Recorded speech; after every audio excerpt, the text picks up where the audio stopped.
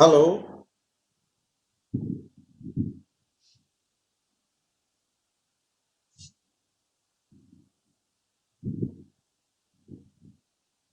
Hello. Ayush Agarwal, roll number 3। Hello. हाँ Ayush, question लिख लिए? हाँ, चित्रांश, दुर्गा, अभिषेक, हिमांशु, सभी लोग लिख लिए? चलो, अभी हम आगे बढ़ते हैं। इस क्वेश्चन में स्पेशल क्या है, पिछले क्वेश्चन से डिफरेंस क्या है, ये देखते हैं। ठीक है। सबसे पहले ये देख लो कि यहाँ पर जो ये रॉड दिख रहा है आपको, ये एक शाफ्ट ही है ना? एक शाफ्ट है, कॉर्नर में ये समझ लो कि बेरिंग लगा होगा।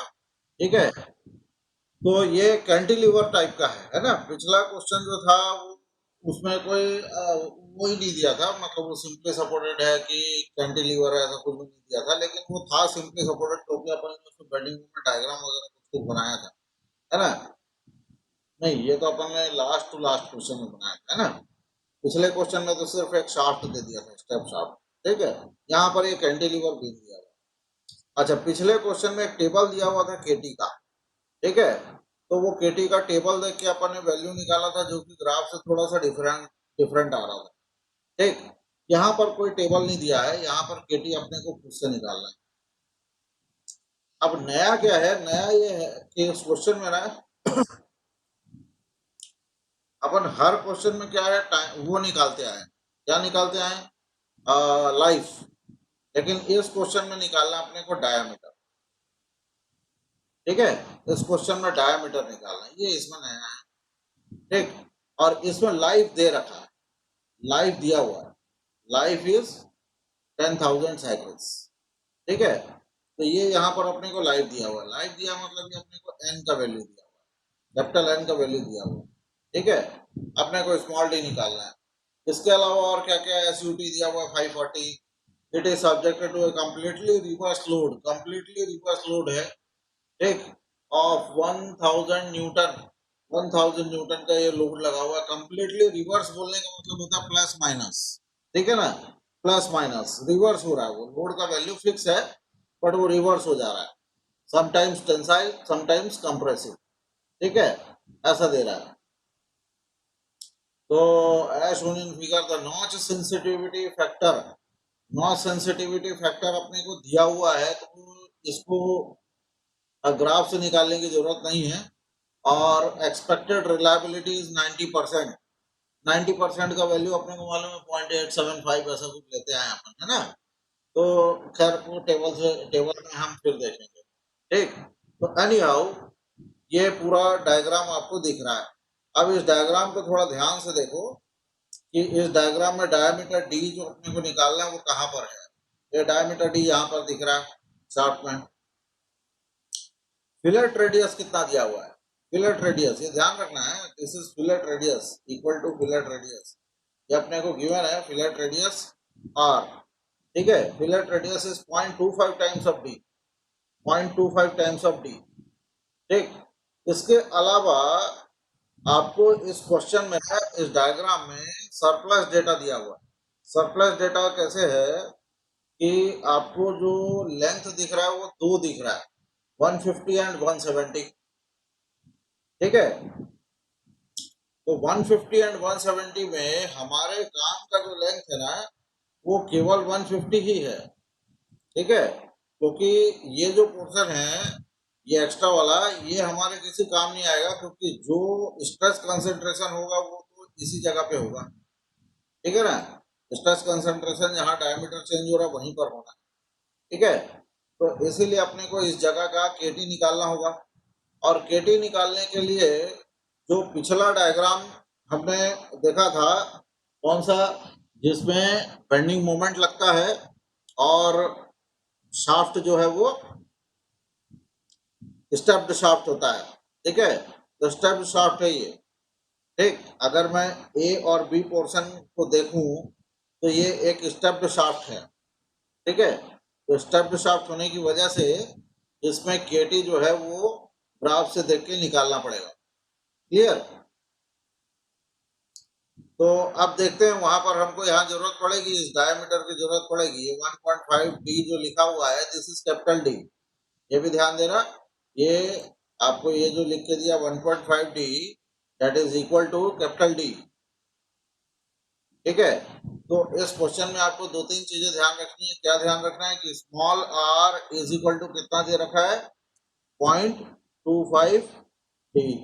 ठीक है, और कैपिटल डी कितना दे रखा है, capital D is equal to 1.5 D. ठीक है, तो 0.25 D and 1.5 D, these are the required dimensions for looking the graph।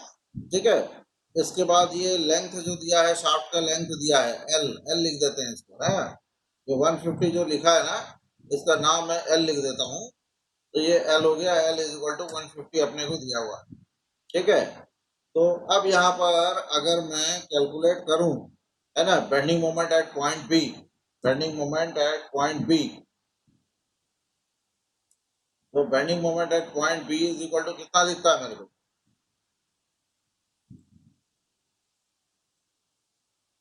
Bending moment at point B is equal to कितना आएगा, कोई बताएगा? बताओ, बेंडिंग मोमेंट निकालना तो सभी को आता है।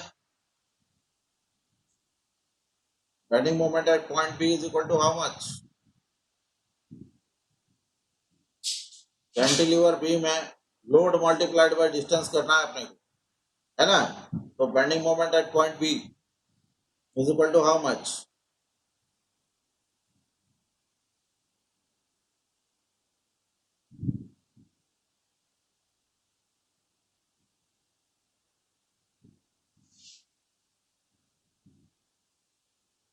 B multiplied by L, B multiplied by L.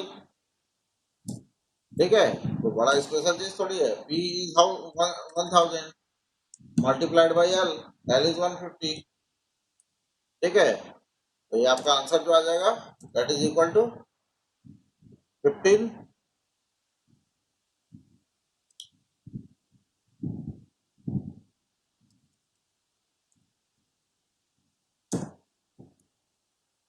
Newton M M.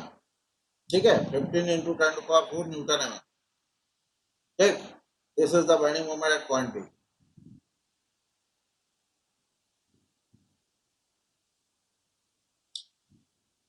Clear, अब आगे बढ़ते हैं, चले नेक्स्ट पेज में। ये सारा चीज हम आगे फिर कैलकुलेट करेंगे। अभी डायग्राम बना हुआ है, तो मैं डायग्राम में आपको बता रहा हूँ कि ऊपर से जो जो दिख रहा है क्या क्या कैलकुलेट किया जा सकता है। ठीक है, तो बेंडिंग मोमेंट हम निकाल सकते हैं इजीली, और बेंडिंग मोमेंट से बेंडिंग स्ट्रेस निकाल सकते हैं। ठीक है, तो बेंडिंग स्ट्रेस हम यहाँ पर कैलकुलेट कर सकते हैं। Bending stress is very easy. क्या क्या बोलेगा bending stress, sigma B is equal to M by I into Y. ठीक है, M by I into Y, जिसमें आपको पता है I is equal to how much,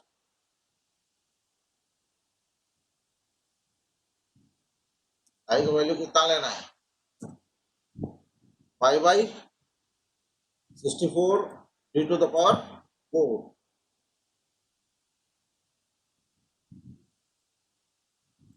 5/64 D to the power 4। हमेशा स्मॉल डाया को लेते हैं ना, कैपिटल डाया नहीं लेते। और y is equal to how much, y is equal to v/2। ठीक है, तो ये सब बेंडिंग स्ट्रेस निकालने का काम आएगा।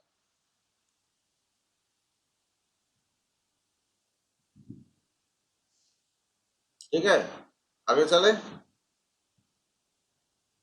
चलो अब शुरुआत करते हैं कि क्वेश्चन में नॉच सेंसिटिविटी दिया हुआ है 0.85, है ना। लोड दिया हुआ था, लोड का हमने यूज कर लिया, SUT दिया हुआ है। ठीक है, और इधर रिलायबिलिटी 90 दिया हुआ है। एन का वैल्यू भी दिया हुआ है, हमको डायमीटर डी निकालना है।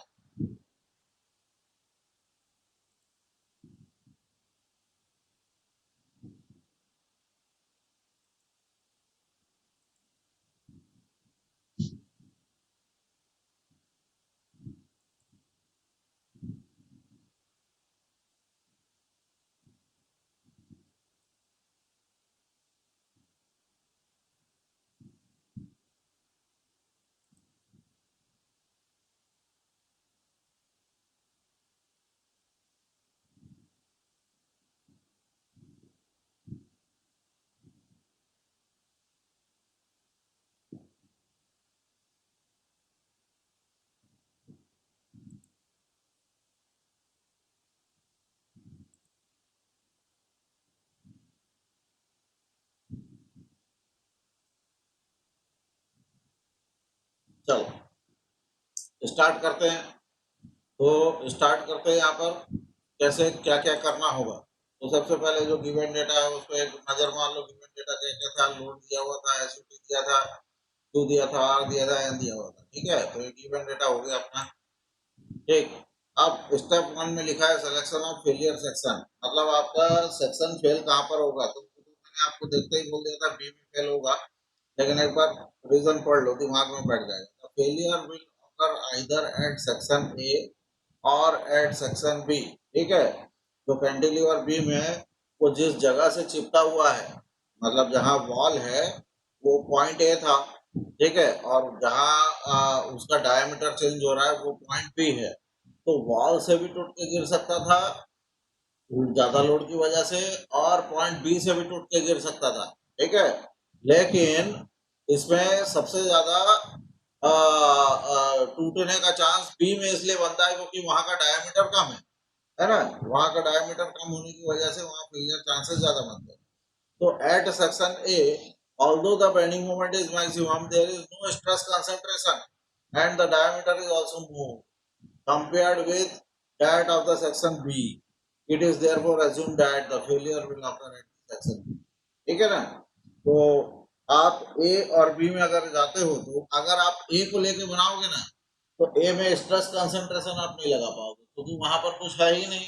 वो तो एक कोरा प्लेट है, ठीक है, एक कोरा शाफ्ट है, वहां पर तो कुछ चेंजेस है नहीं, ना डायमीटर का चेंजेस है, ना वहां कहीं होल है, ना कुछ है। ठीक है, तो point A will not have any kind of stress concentration, मतलब आपको वहां पर केडी का वैल्यू लेना होगा तो इक्वल टू 1 लेना होगा। ठीक, लेकिन अगर मैं पॉइंट बी में जाऊं तो point B will definitely have KD, value of KD less than 1। ठीक है, definitely it will have value less than 1। ठीक है, तो जिससे कि जो ओवरऑल स्ट्रेस आएगा, ओवरऑल स्ट्रेस का मैक्सिमम वैल्यू बढ़ जाएगा। ठीक है, तो इसीलिए पॉइंट बी पे स्ट्रेस ज्यादा बढ़ने के चांसेस है and it has more chances of failure. ठीक है, तो we will select point B as a failure point. ठीक, देन ये हमारा ये ऑब्जर्वेशन है ना। ये जो है दिस इज ए ऑब्जर्वेशन, इसको लिखने की जरूरत नहीं होती है, दिस इज ऑब्जर्वेशन। ये स्टेप वन लिखा है। ठीक है, यहाँ लिख देता हूँ this step is not needed to write in exam. ठीक है, this is just an observation.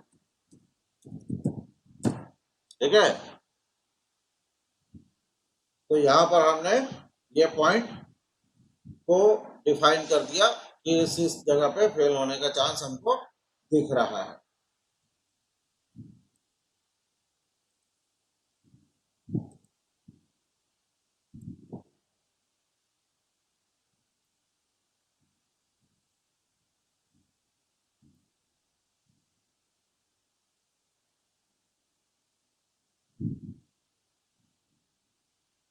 ठीक, चलो अब आगे बढ़ते हैं, इसमें कैलकुलेशन पे चलते हैं। कैलकुलेशन हमारा यहाँ से चालू होता है।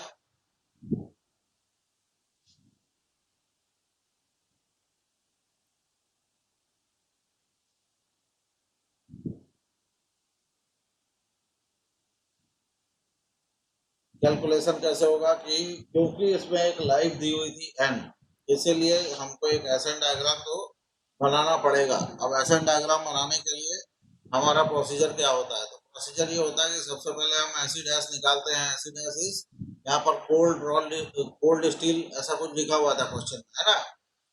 तो स्टील का एसिड डैश जो होता है दैट इज 0.5 टाइम्स ऑफ एसयूटी। ठीक है, तो 0.5 टाइम्स ऑफ एसयूटी लगा दिया, 270 आ गया।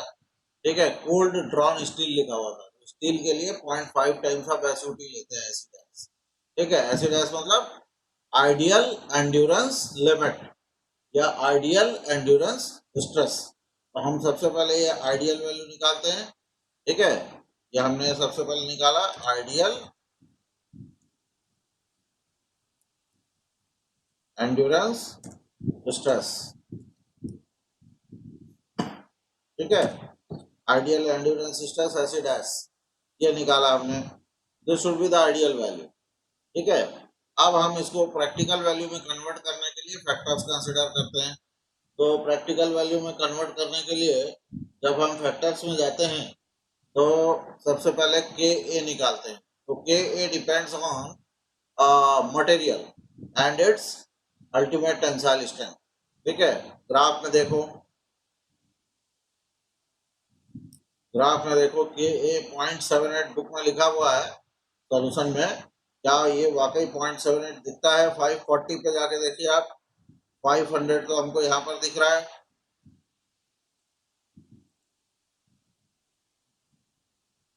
ठीक है, ये 500 दिख रहा है।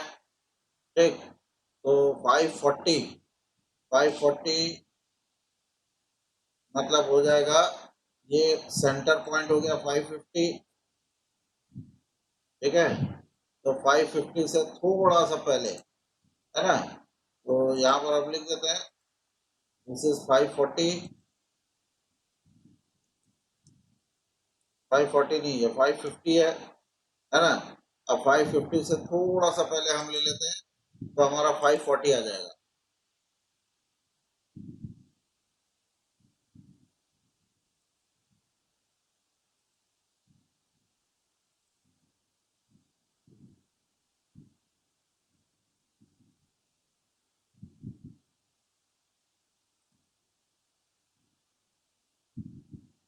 कहाँ जाना है हमको? Cold, cold drawn steel, cold drawn steel ये दिख रहा है, कोल्ड ड्रॉन स्टील।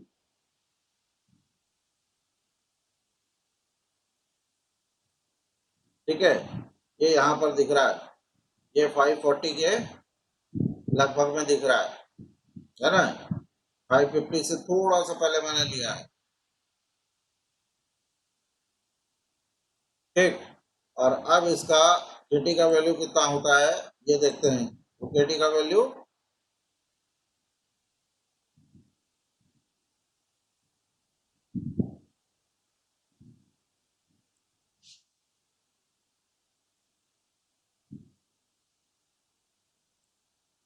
जैसा, ठीक है, तो ये मुझे केटी 0.6 है, दिस इज 0.7,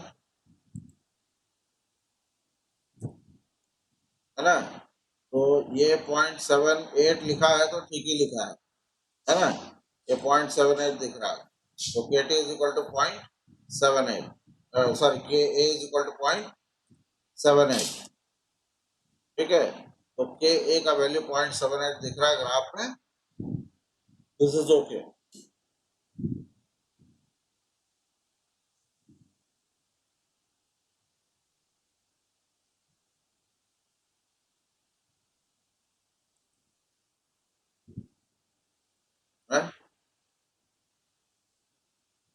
हाँ, अब एग्जैक्ट पॉइंट तो नहीं बोल सकते, लेकिन जैसा दिख रहा है उस हिसाब से 8.79 में थोड़ा और क्लोज हो जाता ना।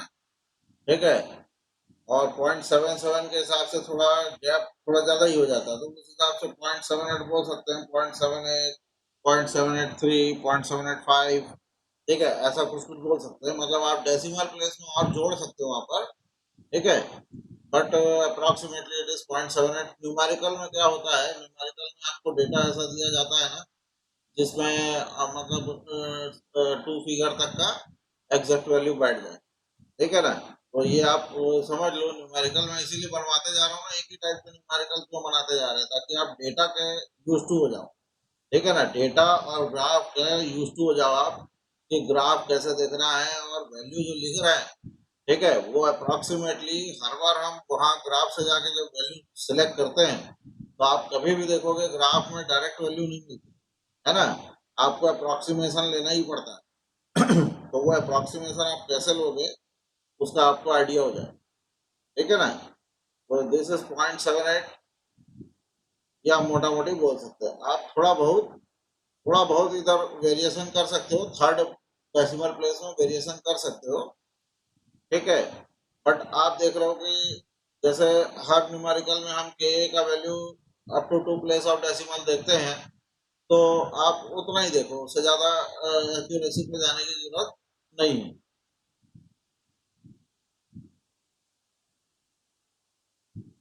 ठीक है।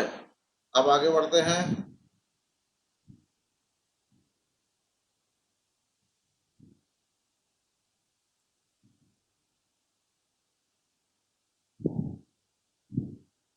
नेक्स्ट, अब हम आते हैं केबी।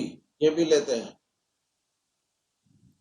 तो केबी और केसी, केबी और केसी मुझे बताने की जरूरत नहीं है, ये आपको पता है कैसे देखना है, टेबल में डायरेक्ट वैल्यू दिया हुआ है ना। हमारा डायमीटर कितना है, डायमीटर हमको पता नहीं है। देखो यहाँ मजे की बात ये हो गई कि वे डोंट नो डायमीटर, है ना। हमको ये नहीं पता, हर बार क्या होता था, एक डायमीटर दिया होता था क्वेश्चन में, either it is more than 50, either it is less than 50 और लेस देन 7.5। ठीक है। यहाँ पर क्या है कि डी इज नॉट गिवन। ठीक है, तो how will you select K B. ठीक, तो ये ध्यान रखना। It is assume that B is between 7.5 to 50 mm। ठीक है, ये अज्यूम किया गया कि डी का वैल्यू 50 mm से कम है। ठीक है, ये ध्यान रखना।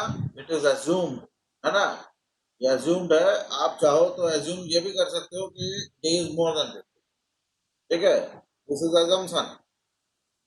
लेकिन यह है कि फाइनली फिर डी मोर देन 50 आना भी चाहिए आंसर, है ना। डी मोर देन 50 आना चाहिए। अगर आप एज्यूम करके ये भी लेते हैं, है ना, तो हमने एज्यूम किया, assuming what, D less than 50, है ना। We have assume that D is less than 50।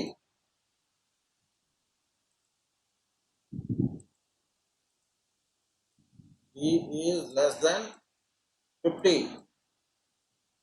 ठीक है, लेकिन आप ये ध्यान रखो, यू कैन ऑल्सो एज्यूम, यहाँ पर लिख देता हूँ, you can also assume D more than 50। ठीक है, बट देन दिस शुड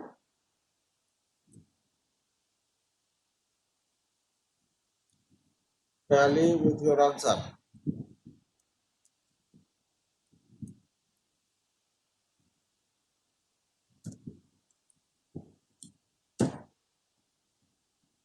अब एक बात बताओ, देखो ये डिजाइन है ना, कि अगर आप यहाँ डी मोर देन 50 लेके स्टार्ट कर लेते, ठीक है, और आप के भी ले लेते 0.75, 85 की जगह, ठीक है, ये यहाँ पर, और आप क्वेश्चन को पूरा बना लेते, और अगर आपका आंसर डी मोर देन 50 नहीं आता, तो क्या होता, तो क्या करेंगे,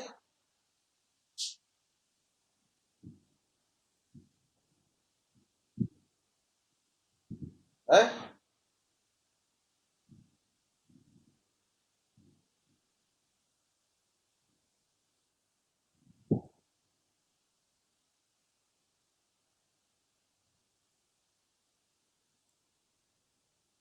देखो मैं बता रहा हूँ, है ना, if the value of t, ध्यान रखना है, ये बहुत ही इंपॉर्टेंट चीज है, यही डिजाइनिंग है, comes out to be less than 50,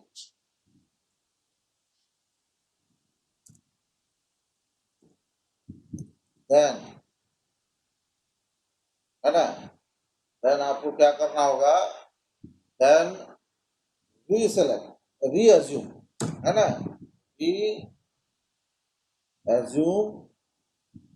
the value of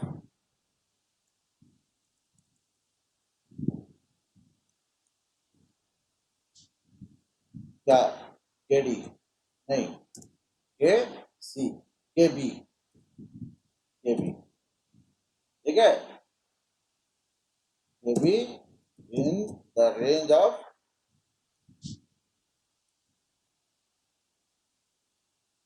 be less than 50, ठीक है।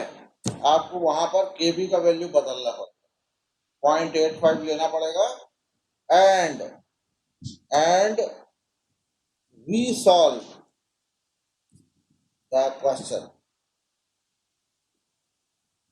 आपको वहां से जो जहां जहां के भी बदलने के बाद चेंजेस होंगे उन सारे स्टेप को रिपीट करके लिखना है,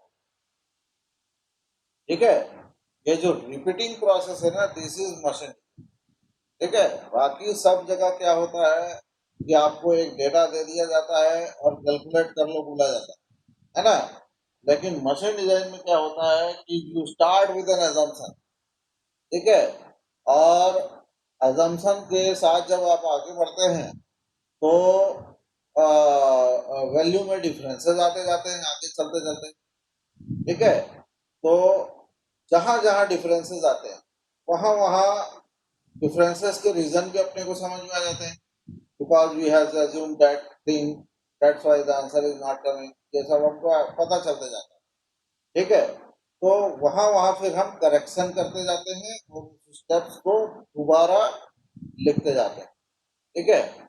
तो एक तरीके से डिजाइनिंग में आपको रिपीट करना पड़ता है अपने सॉल्यूशन को या स्टेप्स को रीसॉल्व करना पड़ता है, ठीक है।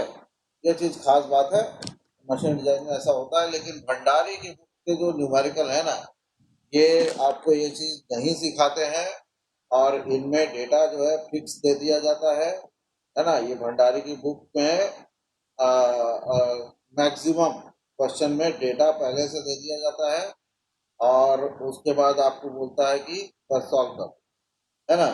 तो ये न्यूमेरिकल टाइप का इसमें क्वेश्चन है इस बुक में। लेकिन अगर आप और भी दूसरी किताबें देखोगे मशीन डिजाइन की, ठीक है, तो उसमें क्या मिलेगा कि they will provide you minimum data, ठीक है ना। मेरे पास एक शाफ्ट है, उसका मटेरियल का अल्टीमेट टेंसाइल स्ट्रेंथ कितना है पता है, ठीक है। अब वो भी नहीं बताते, क्योंकि अब मैंने अगर आपको मटेरियल का नाम बता दिया है, then you search in the data book कि उसका अल्टीमेट टेंसाइल स्ट्रेंथ कितना होगा, डेटा बुक में तो सब दिया रहता है हर एक मटेरियल का, ठीक है ना। तो only I will provide you the diagram, dimension and the load acting on the figure, ठीक है। Rest all you have to find in data book, ठीक है। ये होता है एक्चुअल में डिजाइन का क्वेश्चन, ऐसे क्वेश्चन हम बनाएंगे आगे चल के, ठीक है। तो अभी यहाँ पर ये बात समझ में आई, तो we will start with assuming D less than 50, ठीक है, जैसा बुक में है वैसे ही करते हैं अभी, we start with assuming D less than 50, ठीक है। लेकिन ये जो मैं लिख के दिया हूँ ना, इसको वहीं बाजू में लिखना है, इसके बाजू में, है ना, कि अगर वो 50 से कम मेरा आंसर आना चाहिए फिर, है ना, अगर नहीं आया then I have to reassume K B and I have to repeat the step, ठीक है, and resolve the step to find the answer within the range, ठीक है। चलो, फॉर 90% रिलायबिलिटी ये केसी का वैल्यू 0.897, ये तो हमको मालूम ही है ना। आगे बढ़ते हैं, ये लिखते जाना भाई जितना मैं बता रहा हूँ, है ना। ये सब सब काम आएगा ये आगे अभी इसके बाद वाले जो टॉपिक है ना उनमें ये सब अपने को रिपीटेशन वाले काम करने हैं, है ना। चलो, लिख लियो तो आगे बढ़े।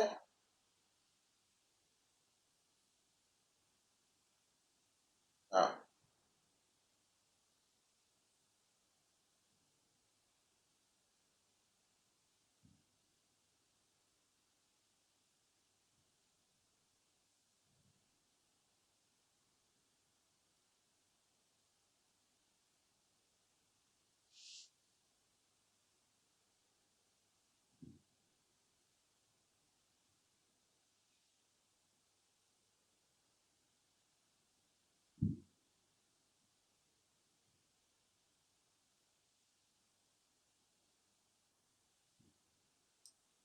चलो, तो till now we have found K A, K B and K C. ठीक है, now we will move to find K D. K D, for finding K D आपको क्या करना है, के डी के लिए आपको के टी निकालना होता है, आपको क्यू की जरूरत होती है, तो Q is provided in the question. ठीक है ना, Q is provided in the question. और के टी के लिए आपको ग्राफ की जरूरत होगी। ठीक है ना, तो आपको नॉर्मली ऐसे पता तो है कि शार्ट वाले जितने भी क्वेश्चन हैं जिसमें फिलर रेडियस दिया होता है उसमें दो टाइप का रेशियो आपको चाहिए होता है, D by D and R by D. ठीक है ना, तो अभी हम यहाँ निकालते हैं कि D by D is equal to कितना आता है, 1.5, है ना, क्योंकि capital D is equal to 1.5 D दिया था ना, तो capital D is equal to 1.5 D upon D is equal to 1.5। ठीक है, और आर कितना दिया था, R is equal to 0.25 D दिया हुआ था। ठीक है, ये आपको दिया हुआ था क्वेश्चन में, मैंने शुरू में लिखा था। ठीक है, R is equal to 0.25 D, ये दिया हुआ था।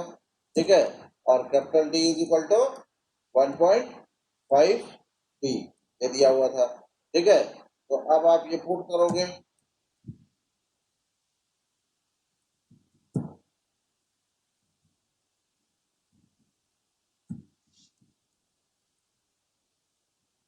ठीक है, ये हम वैल्यूज पुट किए ये वाला, और वैल्यू पुट करके रेशियो निकाल लिए। आफ्टर फाइंडिंग दिस रेशियो, ये रेशियो निकल जाने के बाद अब आप ग्राफ देखते हैं। ठीक है, और केटी का वैल्यू देखते हैं। यहाँ पर केटी 1.35 आया है, देखते हैं ग्राफ में आता है कि नहीं आता है ना।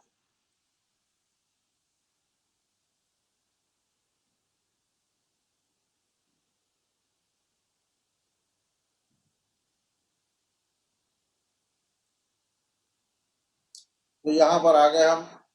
यहाँ इस ग्राफ में बेंडिंग मोमेंट, बेंडिंग देखो ये क्वेश्चन तो बेंडिंग मोमेंट का है, मैं इसीलिए आपको शुरू में बताया। ठीक है, क्योंकि कभी भी लोड अगर एक्सिस पे नहीं लगा है, एक्सियल डायरेक्शन पे नहीं लगा है, तो फिर वो लोड अगर वर्टिकल लगा है तो वो बेंडिंग मोमेंट का क्वेश्चन हो जाता है। ठीक है, it can be simply supported और इट कैन बी कैंटिलीवर। तो इस क्वेश्चन में तो क्लियर कट लिखा हुआ था, it is a cantilever form of shaft. ठीक है, या बीम। ठीक, तो अभी यहाँ पर हम देखते हैं कि बेंडिंग मोमेंट अगर लगा हुआ है तो D by D is equal to हमारा कितना आया था, 1.5। तो वी हैव 1.5, लाइन ऑफ 1.5। ठीक है, वी हैव लाइन ऑफ 1.5, देखो यहाँ पर ये 1.5 की लाइन है। ठीक है, तो ये 1.5 की लाइन है। ठीक, तो ये हमारे लिए अच्छा है, ये बनी बनाई लाइन मिल गई हमको। ठीक है, और दूसरा हमारा D by D, R by D कितना था, 0.25। ठीक है, 0.25, तो 0.25 के लिए भी हमारे लिए अच्छा है कि 0.25 इसमें दिख रहा है क्या, 0.25 कितना है, ये 0.2 है। ये क्या है, ये 0.2 है, ये 0.24 है क्या, हाँ 0.24 के बाद ये 0.25। ये 5 मिनट का मैसेज आ गया है, अपने पास 5 मिनट है। ठीक है, तो थोड़ा फास्ट चले आप। ठीक है, ये 0.24 है, तो दिस इज 0.25। ठीक है, ये वाला 0.25 है। तो अब यहाँ पर आप देख लो 0.25, ठीक है। तो अब मुझे यहाँ से इसका इंटरसेक्शन निकाल के चेक करना है। इंटरसेक्शन निकाल लेते हैं भाई, इंटरसेक्शन निकालो जल्दी से। यहाँ से ये इंटरसेक्शन निकाला मैंने, कौन सी लाइन में, 1.5 की लाइन में ये यहाँ पर आया, ठीक है। और ये चला जाता है, अगर मैं देखूं तो ये करीब करीब यहाँ पर जा रहा है, ऐसा है ना। ये यहाँ पर आता है, ठीक है। ये कितना वैल्यू दिख रहा है, 1.2, 1.3 और 1.35 तो नहीं है, 1.35 से थोड़ा सा नीचे है, 1.34, वी कैन से 1.34, ठीक है। इट इज बिटवीन 1.33 एंड 1.34, ठीक है। तो 1.34, वी कैन से 1.34 है, 1.34। चलो अभी मैंने रफली जल्दी से लिख दिया 1.34। तो वहां कितना दिया हुआ था,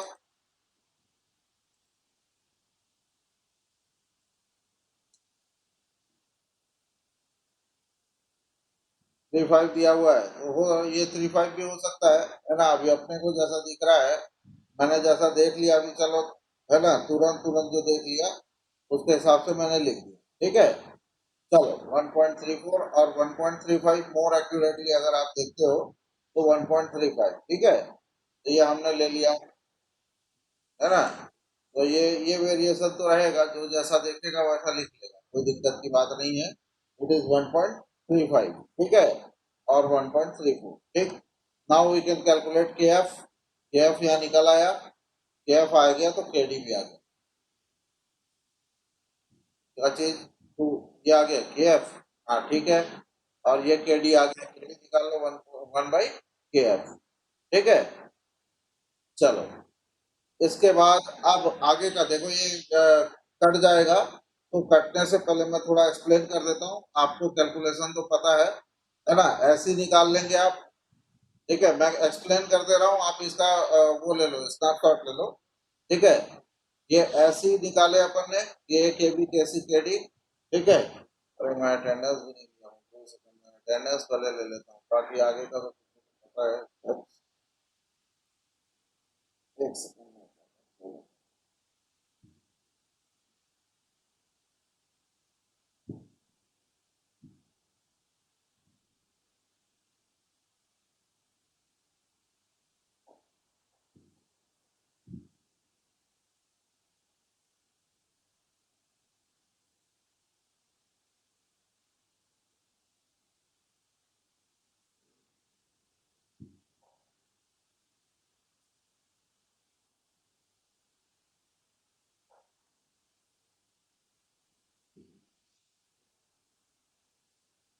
चलो अटेंडेंस हो गई है ना। अब चिंता नहीं है। ये हमने क्या किया, ये सब लॉग वॉग वाले टर्म भी आपको पता है, लॉग, है ना। ये ये वाला लाइन लिखने की अलग से जरूरत नहीं है, ये 0.9 करके अलग से जो लिखा हुआ है ना, इसकी अपने को जरूरत नहीं है। ये डायरेक्ट यहाँ पर वैल्यू डाल देना, ठीक है, डायरेक्ट वैल्यू डाल देना 0.9। एस यू टी का वैल्यू जो है 540, वो यहीं डाल देना और कैलकुलेट कर लेना। तो ये निकल गया, ये निकल गया। और ये अपने को लाइव दिया हुआ था, ठीक है, ये एन दिया हुआ था अपने को, ठीक है। तो एन का वैल्यू डालना, लॉग एन, ये लॉग एन ये वाला है, ठीक है, ये लॉग एन है, ठीक है। तो ये हो गया। अब ये सारे वैल्यू डालने के बाद नेक्स्ट स्टेप,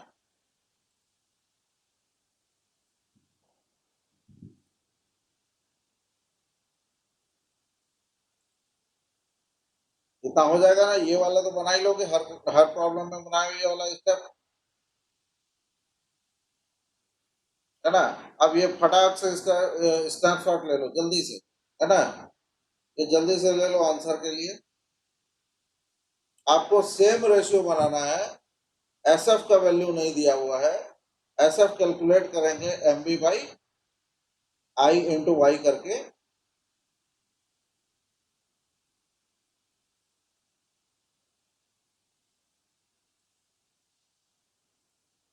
ठीक है। आपको ये एस एफ निकालना होगा, सिग्मा बी ये आपको निकालना होगा, और यहीं पर जो डी है वो अननोन है, ठीक है ना, यहीं पर डी अननोन है। तो ओवरऑल आप बोल सकते हैं कि log to the base 10 SF, this is not given, ठीक है, this is not given in the question, and through this you will find D, ठीक है, यहां से आपका डी निकल के आएगा, फॉर्मूले के फॉर्म में आप यहां रख दोगे तो ये डी निकल के आएगा।